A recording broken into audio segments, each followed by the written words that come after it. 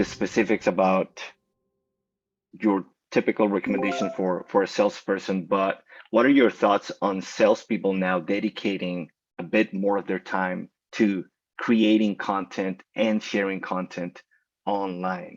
Should a salesperson just focus on having those meetings and trying to close as much as possible and doing that outbound strategy that you talked about, whether it is spray and pray at the beginning and then be specialized and focus on your accounts and connecting with as many people as possible, versus doing a bit more of inbound as well and doing the content, putting it out there, whether it's on YouTube, LinkedIn, the B2B networks or the ones that have a high likelihood of having a B2B buyer, and building that over time so that at some point you don't have to rely that much on outbound.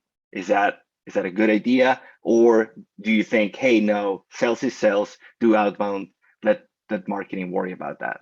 I think too few a percentage of sellers are focused in on sales as a career and looking at themselves as a form of an entrepreneur, or what is known as an intrapreneur. It's basically a business within a business. The reason I say this, you are paid for outcomes as a seller. How you generate outcomes can be wildly different between seller A and seller B. And there are many sellers that are wildly successful.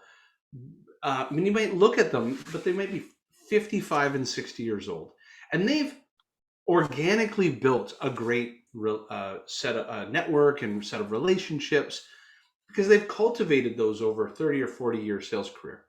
And so then now this new 25-year-old seller comes in and thinks, well, John, he's not even on LinkedIn. He's not social at all. Crushing his numbers. What they don't realize is he's accumulated a lifetime of knowledge.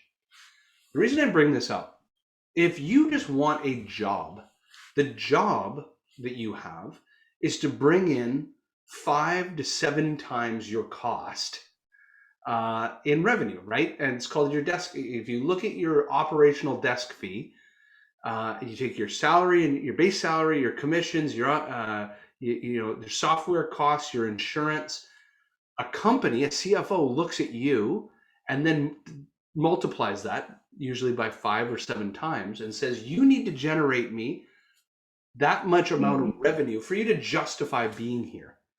So great. Let's assume you're doing that. That's like keeping your job.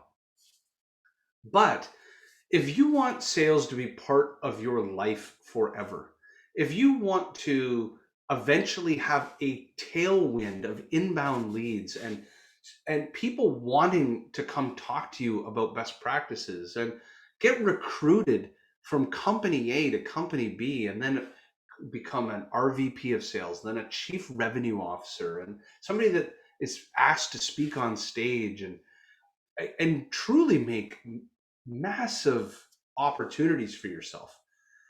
Now, I don't mean you need to create original content all the time, but you can be a curator of best practices and content and share that with your community. Those type of people are the ones that have massive opportunities for themselves, and because they know that they're going to be in sales their whole lives, and they're thinking about, when I'm in my 50s and 60s, who's going to hire me to be a consultant on their team or to be their chief revenue officer? Those are the people that are focused in on, are the ones typically creating or curating content. So I hope that answered your question. That I did it at first when I started sharing content because I needed to get any traction going. But I came to recognize that the more that I've done it, the more opportunity has come my way. And I will be in the sales community my whole life and I'll reap the rewards. 20 years from now, I will have opportunities come my way in the sales community because of things I did a long, long time ago.